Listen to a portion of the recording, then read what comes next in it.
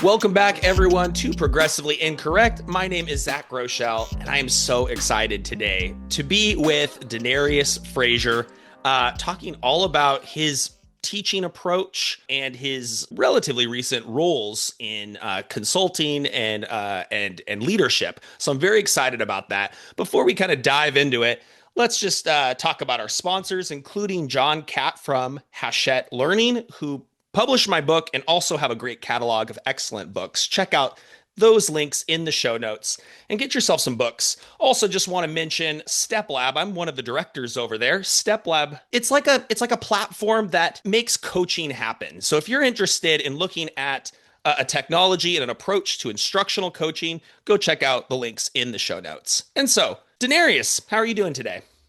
Too bad. I'm really grateful that it's Friday. Tell me about yourself, and maybe introduce yourself to my audience here.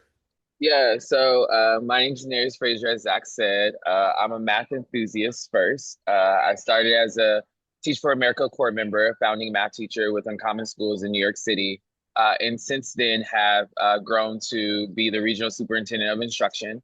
And so in my day job, I coach principals, and I also work on the Teach Like a Champion team as a senior advisor. Excellent. And so people that follow this podcast and know about some of the different stuff I've done will probably have seen one of the videos in the Teach Like a Champion suite. You know, you buy the book and you get on the Wiley website, and all of a sudden you get access into Denarius's classroom. You know what the number one reaction I get from people is it has to be staged. This is some sort of setup. They paid the kids off or whatever. Maybe I want to start like by kind of asking you, it's almost unbelievable. How do you make those classrooms run the way that you do? You know, Zach, sometimes I don't know when people say that if I should be flattered or if I should be offended. And I think that the goal is for it to look that way, right? That there's a classroom that's like really wired on learning, that's centered there, where it's so good that people are just like, wow, it's just unbelievable, right? And so in part of my mind, I'm like grateful that that's the takeaway, and I don't feel offended at all. And the other part is like, wow, if only you could see the first 21 days. If only you could see day one and how day one looks different from day 21, and day 21 looks different from a day 100. And so I think that one of the joys I've had as a teacher is my principal. His name's Jesse Corbin, who hired me at the time, had this radical idea that I would just teach all grades. And so my first year I taught 11th, my second year I taught ninth, and then I taught 12th, and then I taught 10th. And I would argue that if you captured footage or you looked at the Teach Like a Champion footage from every year, it looks the same. And I think that that is because at the hallmark of great classrooms is strong systems and routines. And I think if I could preach a sermon to educators, it would be that, right? How do we wire our classrooms to really function as strong systems and routines? Because we know that kids thrive off of predictability, and they're more successful, especially in that teenager, young adolescence years when things are predictable for them.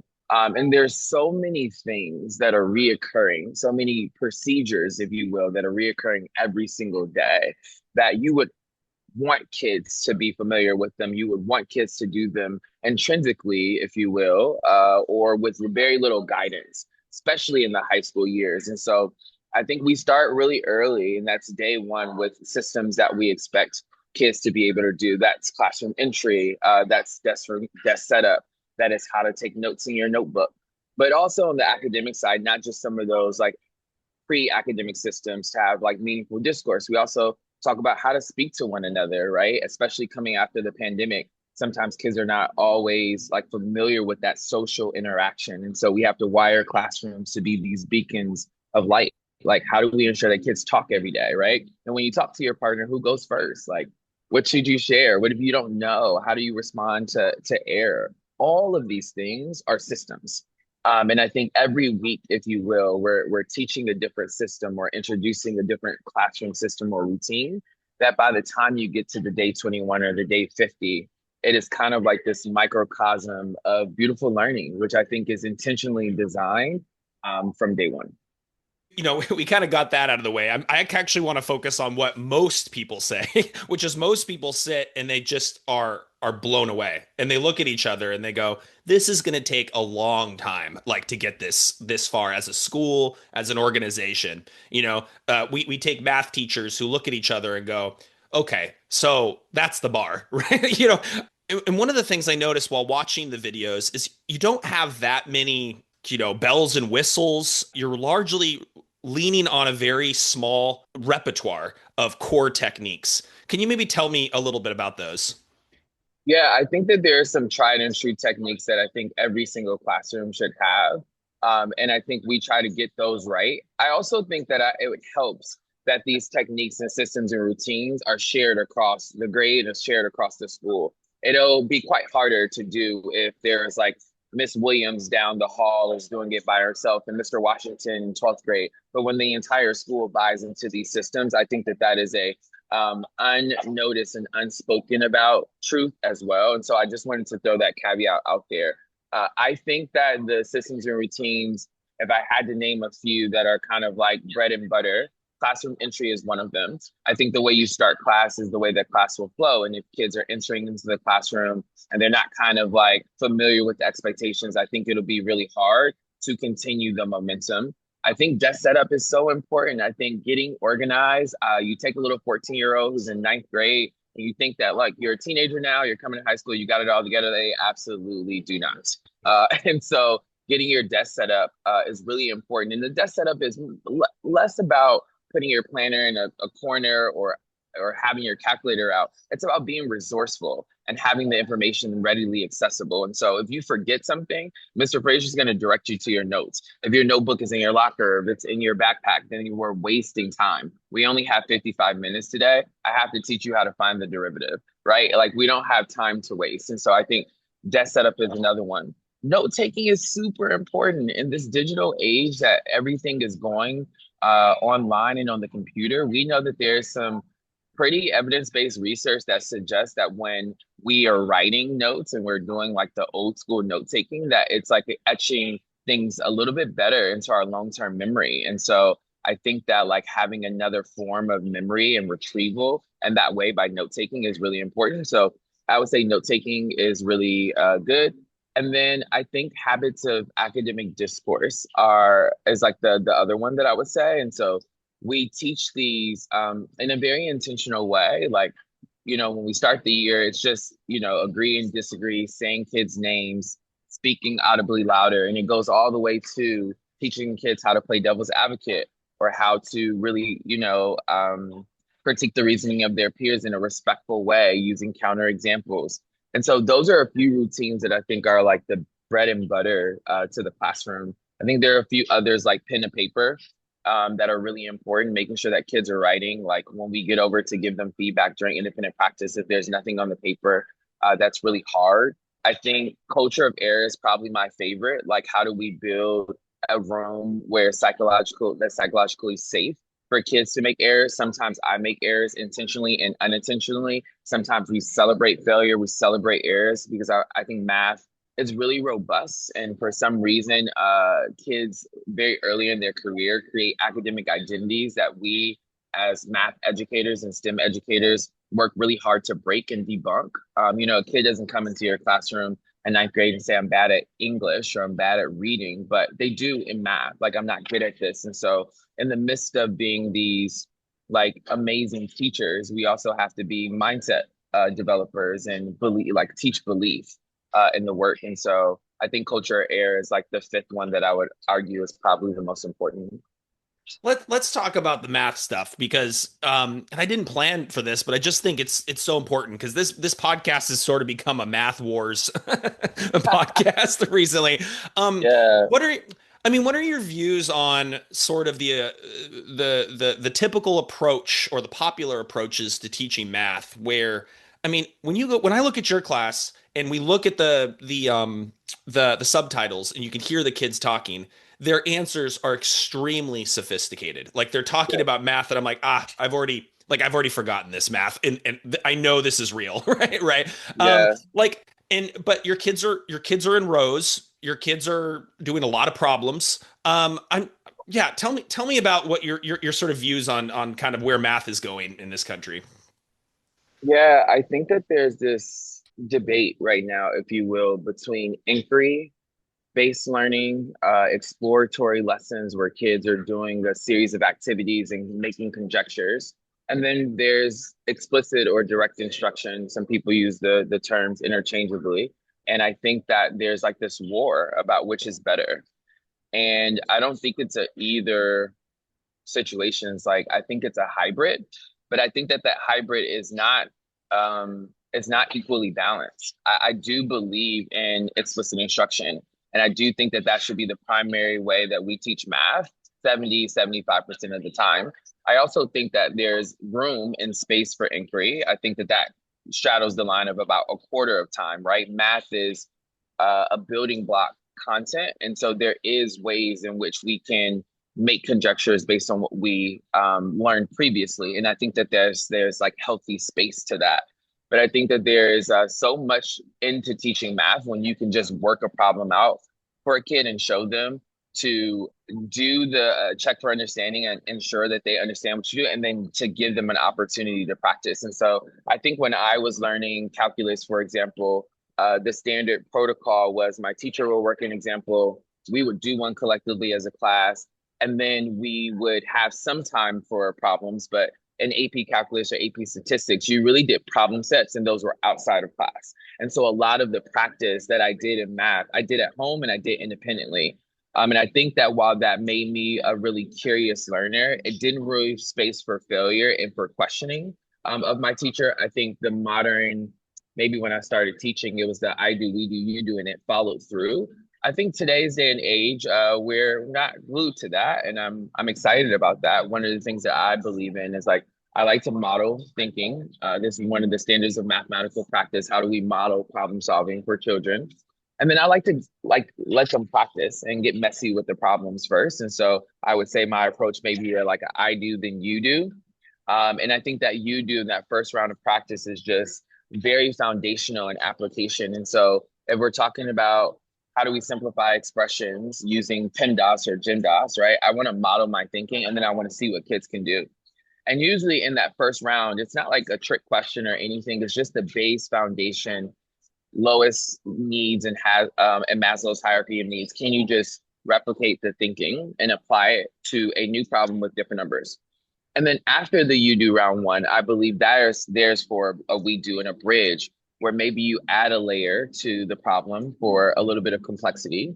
And maybe you work with your partner and you have enough to kind of jump. One of the ways that I think when I think about a we do is like kids learn about factoring in algebra and they will get to algebra two.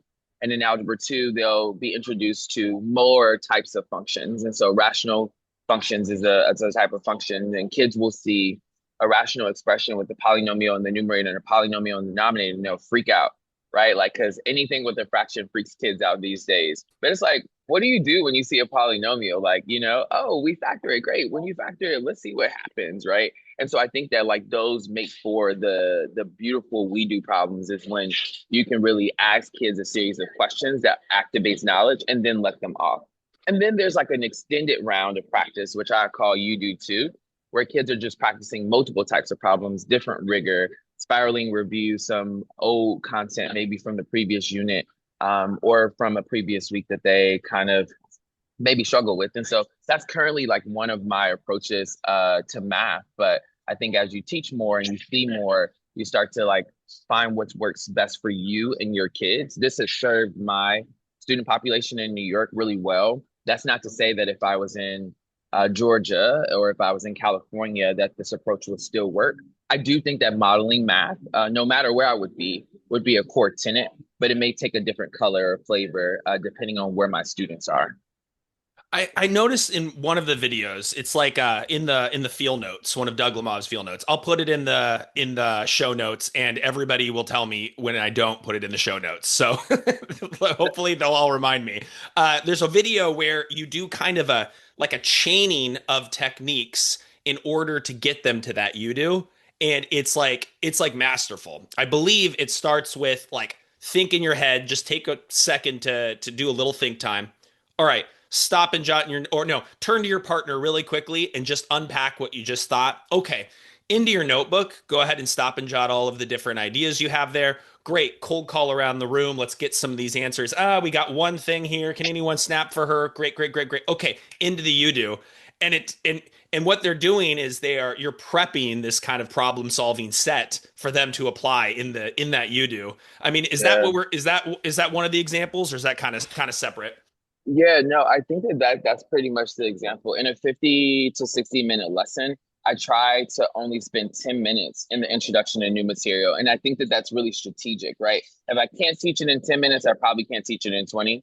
And I think that like, or the curriculum or the topic or the objective is not chunked enough where kids can make it. I think that's also the heart. I think on over the last, like, I would say a year and a half, I've been really nerdy about cognitive science and working load theory. Doug Lamov is really big on this too, and I'm so grateful for his like mentorship in that regard. But I've been fascinated by like how easily overloaded and overstimulated our working memory is, and also how small it is. And so everything that we're doing in the classroom, I'm asking myself, am I overstimulating kids? And I think that that starts with how long do they have to pay attention to something without speaking, without talking, or without trying it. Like, I don't want that to be too long. And so I think that this video that you're referencing of like, let me model something really quick in probably about 8 minutes, let them try it, let them talk with their partners about what they just did, go ahead and synthesize that in the form of a key takeaway or key understanding,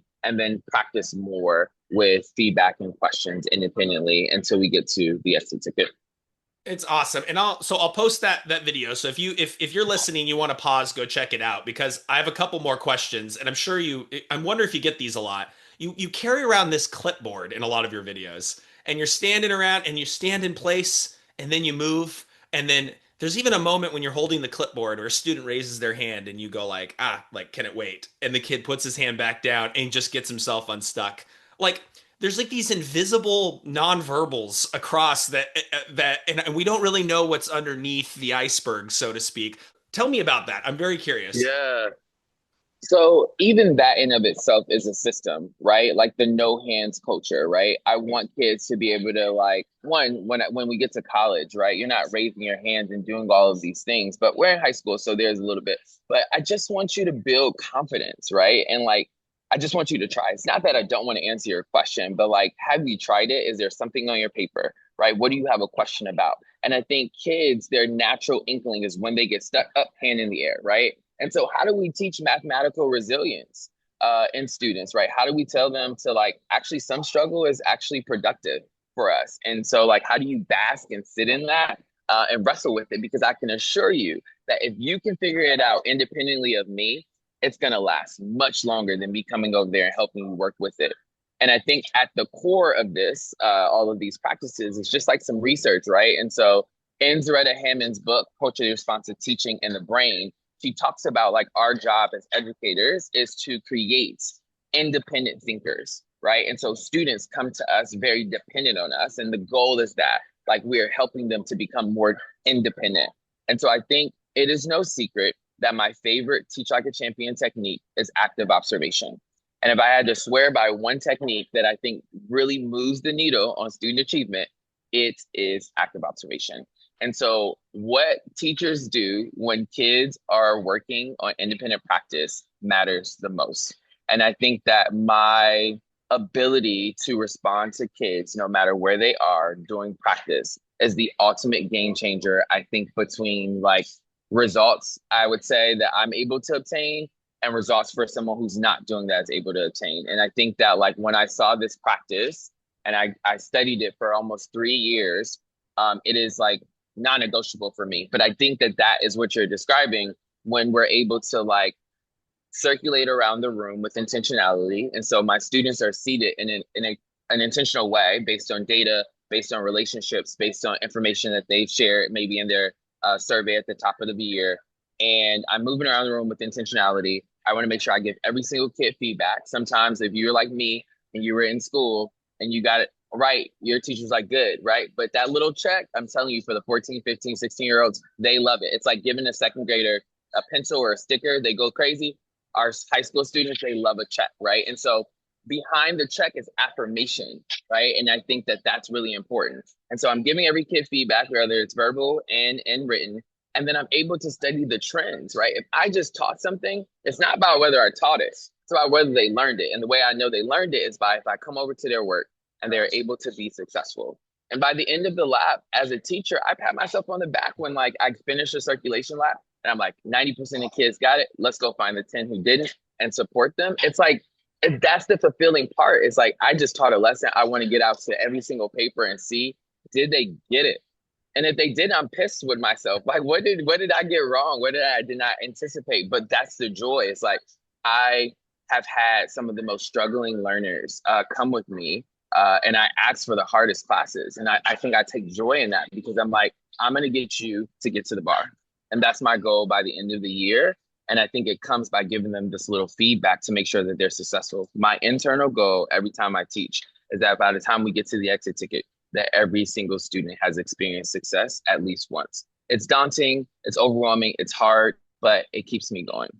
And I think a lot of people would think after watching a video like this that, man, I'm going to go home so tired. Like I'm going to go home so exhausted because you're always on. You're on your feet, you're leaning over. I mean, the picture in the front of the new 3.0 is like like a full span of like a full desk where you're like you're I mean, you're up in their space like to really check and they have such great relationships with you because I've seen the same thing where a teacher comes over and the student looks up and goes like why are you looking at me, like why are you getting to my space? It's like it just shows like the bad culture that's kind of at the school, but all of your kids are like, oh, I need, I'm helping him, I need help, and snaps and then really listening when you lean in there.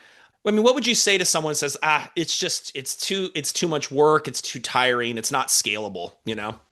I disagree wholeheartedly. I think I say that not just like my own like personal philosophy, but also like I've done it, right? I've been a teacher, I've been a department chair, I've been a principal. And I can tell you that when I was a principal at my school, every single classroom was looking like the one that's in my in the videos. And I think that's what brought me joy. It's like I never really wanted to be a leader. I just wanted to be a teacher. I just wanted to teach. And I didn't even know I wanted to do that. I just was doing my 2 year commitment in TFA. And here we are 12 years later.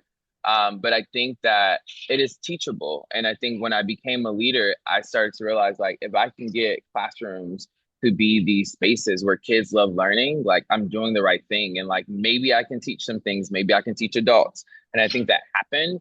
I do think that like there's a method to the madness, right? Like teaching is an art, right? And I think that there is some parts of it that yeah, it's a science. We can look at the biology, we can look at the cognitive science, correct? But it's an art, right? I can have the same 50 techniques in my repertoire as you, Zach, and the way we use them can be completely different. And I do think that there is a such thing as misuse of techniques, right? And so maybe you use it and you're like, oh no, it doesn't work. It doesn't work here. And it's like, oh, maybe you're not using it correctly or at the right time. And I think that there's intentionality behind that. And so I think active observation is a technique that allows kids to get feedback. And the way that I perform it and I do it, I want to get to all 30 kids.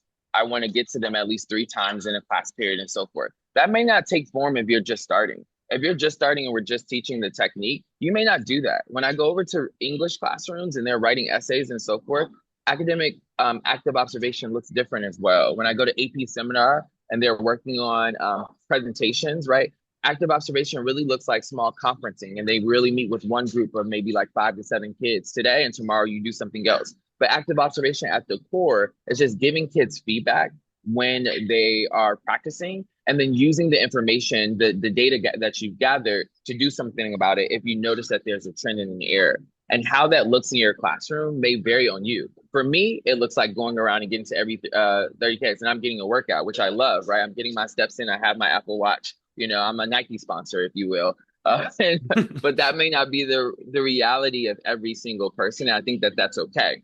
But I do believe that giving kids feedback or gathering data and seeing how kids are doing and responding to that data is possible for every single teacher.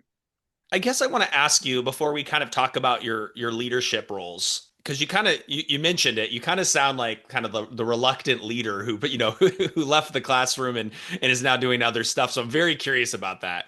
I want to press you to think about like a lot of people have doubts of whether or not this can scale to their context, and so they'll often use like, okay, so that's a charter school or that's in New York City, and there's a different ethos that doesn't exist in my rural small town with this population and so on.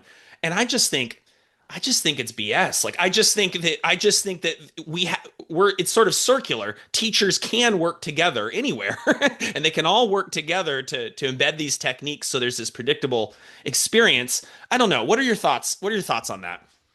Yeah, I'm grateful that you brought that up. I think that one of the joys of the work of the Teach Like a Champion team is that we study teaching, right? We are kind of maniacal when it comes to the craft of teaching, and we don't limit that to the United States. We study teachers all over the world, and so one, if you go on the blog, the Teach Like a Champion blog, there's a video of active observation actually happening in the UK, and so there are schools and there's teachers in the UK who are trying these on completely different scenarios, right? Where their kids look different than mine, right? The demographic and social deprivation may look the same for their country, but it's different. And I think to your point, we're seeing evidence of classrooms across the world that have different settings, right? You may be a district, you may not. You may be a private school, you may be a public school. Maybe you don't have the same resources and so forth. Maybe you're writing your curriculum, maybe you're giving your curriculum. And I think that what we see is that it can be effective. And I think that there's this guy, his name's Matthew.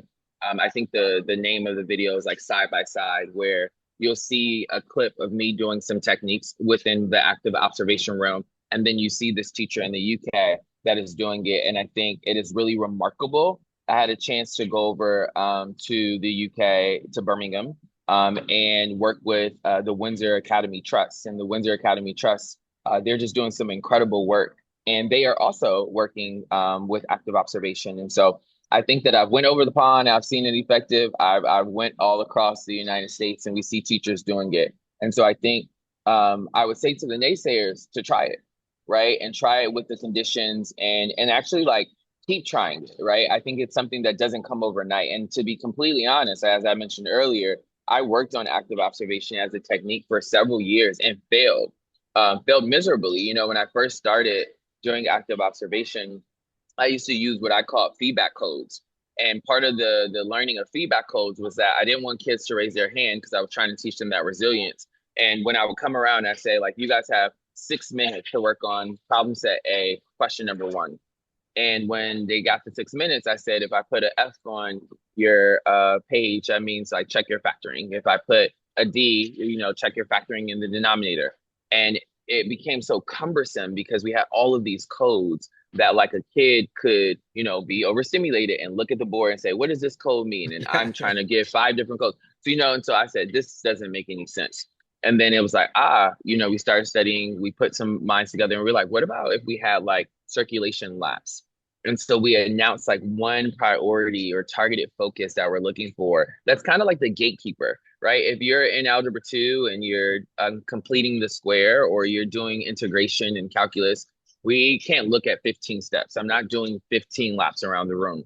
But maybe there's like, if you don't get this initial step right, it's going to derail the rest of the problem solving process. Or if you don't really solve this thing right, nothing else matters. And so I started to think about those as like do not pass go moments or gatekeeping steps. And I said, I'm going to come around and I'm going to check your grouping, right? And I'm not telling kids the answer, right? They still have to apply the grouping, but I'm looking at one little thing.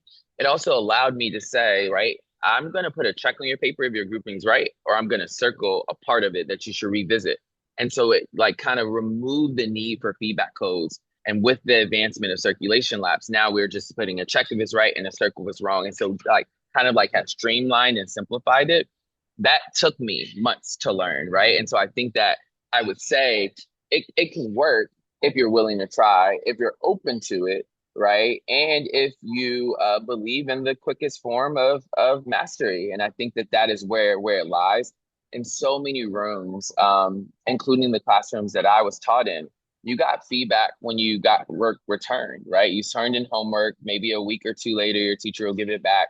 You'll take a test, you'll get it back, right? You're not making corrections to the test or anything. At least I did. Like whatever your grade was, you try to get it better for the maybe the next summative assessment. But you didn't get feedback. Like feedback was delayed. And I think that I started to ask myself, why? Why does feedback have to be delayed? Why do we have to wait to the assessment in order to get it right? And if we can do a better job of not letting error live, especially now and especially in math, I think that we're gonna really tip the iceberg and see math scores start to rise. And so I do think that maybe people are always darters until they start to see the data move, and then when the data moves, they like get really bought into it, and then it becomes a practice that they're just like unwilling to let go or not do. And that's I can assure you that every person that has started with active observation and seen the student achievement results after, they haven't looked back. Now I'm gonna read and I'm gonna reread the pages of the active observation. I'm like, I gotta go back and reread that. Um, Yeah. so now let's talk about leadership because I think it's hard for the profession to imagine with the excellence that they see in your videos that you could go and do something else and then like all these kids don't get this amazing teacher kind of thing, and then you also mentioned you're like I didn't really want to go that way, but in my view like that's often where the best leaders come from is they just were reluctant to kind of shift. So tell me about your work now and what drives you now in terms of your motivation to keep going and keep working with schools. Yeah, I think there's this quote. I don't know who it's by, so forgive me. But it said that the hallmark of leadership is when you can get extraordinary results from ordinary people. And I think that when we think about impact, there's so many more classrooms in a school than just mine. And my mentor, my principal at the time, Ashley Anderson Martin, she told me, she was like, what if you can get more classrooms to be wired like yours? Wouldn't that be a great feat? And I'm just kind of like, I just love what's in my locus of control and my classroom. And like, I can control that. And like trying to get someone else to do something, like if they say no, I'm over it. Like, right. Like I'm like, go back to my classroom. It'd be great. But I think one of the beauties of it is I think that there's not a lot of Black men in education, right? One, I think that there's not a lot of Black men in STEM, second. And so I also start to see myself and the possibility role model that I can be beyond just my classroom. And I think that my kids gravitate towards me because they look like me. One, and I'm in some shapes an anomaly, right? I am in a core academic class. I am teaching high school math. And that didn't really dawn on me. And so I started to think about leadership, not just in the ability of the other classrooms that I can be, but also like the possibility role model of what I can be to other teachers and other kids at a much larger scale. And so in thinking about extending my impact, I think the funniest thing is that I'm still Mr. Frazier at heart.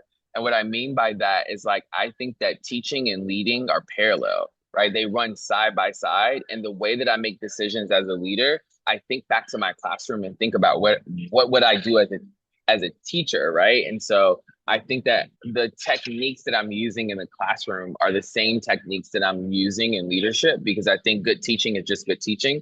Gloria Lansing Billings from the University of Wisconsin wrote an article about that, but that's just good teaching of how these things stand the test of time. And so even, when you're teaching adults, they're not children, and I don't want to conflate the two, but I do think that some of the practices are the same. So I think when I became a department chair, I was responsible for coaching 6 other teachers, and then I taught one class. And that's when I learned the power of systems and routines. And so the first 15 minutes of all math classrooms look the same, right? We're all going to do a do now. We're all going to do a do now review. Then we're going to have a skill drill. And then we're going to do introduction to new material. And then kids are going to practice, right? And so we were able to see, wow, these systems and routines actually flow greatly. My entire math department grew exponentially just by these systems and routines in terms of results, right? And so, when I was a math department chair and I experienced success there, I became the dean of curriculum and instruction. And then I had to forge because I was managing science. And so I was managing science and math. And then I'm like, oh, science is, I'm a scientist by training. I majored in chemistry at Morehouse when I was in college. And so I did not even major in math.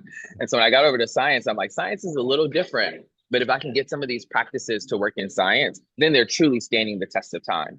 And I think when I became a principal, now you're over all the contents, right? And so I had at the time my Australian friend, her name's Anna Westbrook. She was the English department chair, and I would pick her brain about some of these techniques, right? Because I believe something is really best practice when it can be used across grade spans, across departments, and across contents. And so I would ask her like, how does this work? And she was just willing to try. And so I think that I started to see those systems and routines that I used in my classroom. I started to see some of these practices that we believe to be true to be scalable across the entire school. And so I led a school of, 500 to 600 kids, 50 staff members, and there were techniques that were uniform across all of our classrooms. And then there were department specific techniques that we did. But I would say the classroom systems that are described earlier across the whole school. Everyone's doing active observation, that's across the whole school. And so I think that I've seen, experience, taught, and failed with scaling these things. And I think that is why I am more grounded in the things that I believe work and the things that I don't think that work. A lot of people will talk about a school like having these kind of aligned routines, system-wide routines is like, I don't know, crushing people's autonomy or this what doesn't work for her, for me. And we basically kind of get into the realm of like, it's either everybody does everything or it's a marketplace of ideas where everybody does their own thing. And I think maybe that's one of the barriers to people even embracing really effective practices because they see them fail when they didn't have upstream all these teachers teaching turn and tuck and teaching kids to when I cold call, don't be super surprised, like it's a normal thing and this it's normalized in this classroom. The big question everyone really wants to know is how do you do it? Like is there a boot camp at the beginning of the year for new teachers? Is there how do you revise knowledge of more veteran teachers and so on? Yeah. So we do a summer training at the start of the year, and we teach some of these core practices like classroom entry, engagement strategies, how to prepare to teach, classroom management and culture, inclusivity, all of those things. We teach as much as we can in the 3 weeks without trying to overdo it, because I think sometimes it can be overwhelming. But I think that it's also about getting input, right? Like, I'm not the smartest person in the room, and I will be the first to tell people I went to great schools. I do think that I have knowledge and innovative, but like I think I can be better. And I think that's why I stay in education. I think our kids can be better. And so I do think that gathering input, again, remember, being a teacher, gathering data and acting on it is important. Same thing is true as a leader.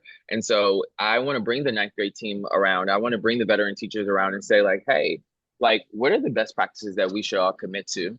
And where's the innovation that we should leave space for in the rooms? And I think that, like, I'm not coming up with all of this by myself.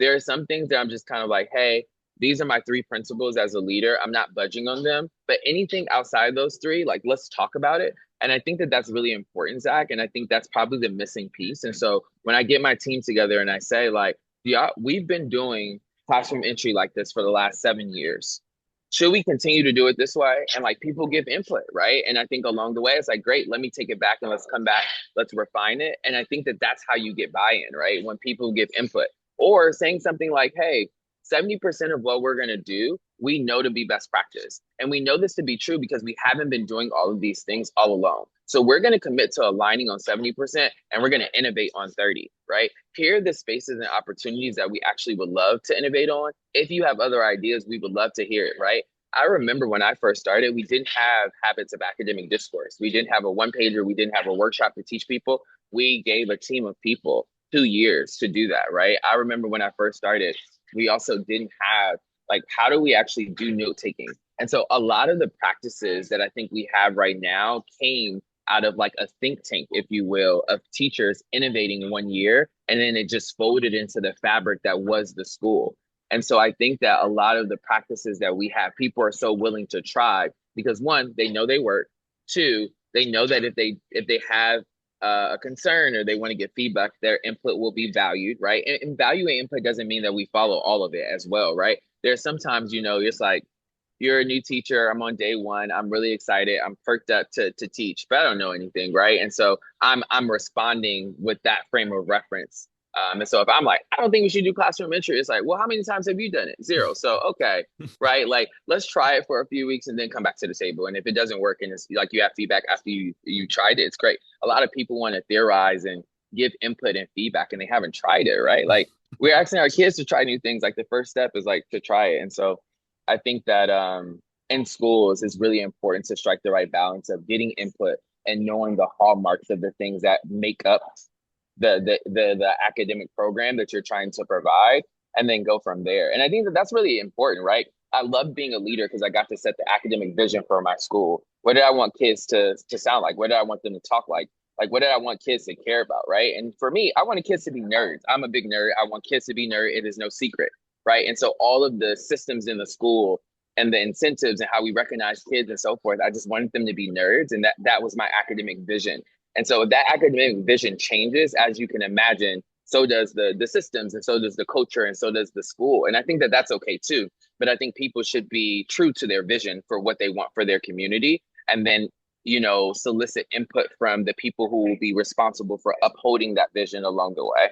I love it. It seems like it would rock to work somewhere like that. It seems like that's the kind of place that kind of makes you stick around and really fulfills, your purpose in terms of being a professional. It sounds great. I wanted to pick your brain on one last thing before we close Okay. out. And that is, I think in education, we often see two things being opposed to each other, and that is the high expectations that we see in Teach Like a Champion videos, and another element of being a teacher, which is that you build relationships and you create belonging within a school. The book Reconnect that you heavily influenced. Did you write part of it, or? I did Yeah, yeah, write some of it. absolutely. I'm a Yeah. co-author in it. Yeah. Oh, so yes, right. That's right. This book is, I think, marries these two in a way that I haven't seen before. I mean, I guess I'll leave you, a chance for your exit ticket to kind of, to kind of bring us into like the importance of not leaving one, emphasizing one and forgetting about the other. Yeah, I think that post-pandemic, schools were really interesting places, really scary, if you will, for a lot of reasons. One, just being uncertain about the health scare and people's health and livelihood, but also just like if we would ever get back to a place where joy was the residue of everything we did. And I think when we talk about belonging and purpose and meaning, we started to think about, are the techniques that we're doing building that, right? And so when I ask a kid to turn to their partner, what am I actually asking them on the content side from rigor, but also as a person, right? Like you've sat next to this person for a whole 7 minutes and you haven't said one word to them, right? Like, how do we socialize our spaces to be communal, right? Because we know that when spaces are community oriented, like we as human beings, we're meant to be relational. We're meant to be in connection with other people. And so I think that like that just gave me more amp to really like go forth when I started to think about like belonging. And I also think that like I've been studying relationships. If I could go back in time, I think I would have been a social psychologist. But there's this article in the New York Times for maybe 2015, 36 questions that lead to love. And they were doing like the social experiment to see if closeness can be accelerated from strangers, right? And I read that a lot because I think that when we think about relationships with kids, trust and rapport, we think about like attending basketball games, sports and after school, and maybe running a club is really where you build meaning with kids, or like, any healthy relationship takes 90 days to build. But what about on day two when I have to get them to know combining like terms? Or like what about on day four when they have to graph a linear equation? Like, do I have to wait till 90 days? Because if we all as teachers have to wait 90 days before we have strong trust and rapport with kids, then we're really doomed as educators, right? And so, Dan Cotton is a member, a colleague on the Shoeshak Champion team. He's super smart, and I just love working with him. And he wrote this article on the blog that talked about how do you build relationships through competencies. And, in order to build strong student and teacher relationships, we have this framework that we call known, successful, and safe. And I think that like that is like at the hallmark of what we do. And so one of the ways that we make kids feel known is by using their names, by like, show calling their work, recognize when they've made growth, all of those things. We make kids feel safe by building this culture of error, but we also make kids, feel successful when they are mastering content. I think within the known, safe, and successful framework is like how we also build those relationships. And I think what we do before I know your name, before I know your family history, before I know what sports you're good at, right? I can show you that I'm competent and we can build a relationship because on day one, if you come into my classroom and you are successful, meaning that you understand the lesson and you can apply that on the exit ticket, I'm closer to you than I did by going to your basketball game. And I think that sometimes we forget that from children. And so I think that when we're talking about connection, we're talking about inclusivity, it's also about like we can build strong relationships with kids just by being competent human beings, by preparing for our lessons deeply, by anticipating errors, being able to respond to those in the moment. These are all things that maybe seem like less trivial, but like they actually build relationships, right? You have a kid that like is having a bad day, right? And they come into your class and it's like, hey, how are you? And you're the first teacher to ask them how they're doing and they're not doing well. It's like, hey, we all have bad days. Take a second. But when you come in here, let's see if math can make you better, right? Or you have a kid who has, historically failed math and they come to your class and on day one, you taught it in a way that now they're successful and they have those checks and they get to the exit ticket and they're ready. And now because they're successful in your class, they're excited to do your homework, right? And so now they don't do homework for anyone or they, like homework is a bad habit, but now because they feel successful in your class, they're more teed up for success to do their homework and they're more willing to do it. So I think that the belonging and purpose part, Zach, is really designed to build relationships where the classroom can look unbelievable. And I think in the first 90 days, we're building that trust and rapport by the things we do as teachers to demonstrate to kids that we're highly competent and that they're going to actually learn from us, not just by saying that, but them being able to apply it. I love it. Denarius, it was so great to have you on the podcast. I was kind of nervous, to be honest, to reach out to you. I was like, man, this is so, when you finally meet your heroes, right? That's one of those things for me. And listeners, I do appreciate when you spread these episodes around and send them, via your social media channels and get the word out about this podcast and give it a 5-star rating on the platform of your choosing. I'll keep on churning these out once a week. I know that sounds like a lot, but it's important to me to keep on having these conversations. So keep on tuning in. Denarius, thank you so much. Take care. Thank you, Zach.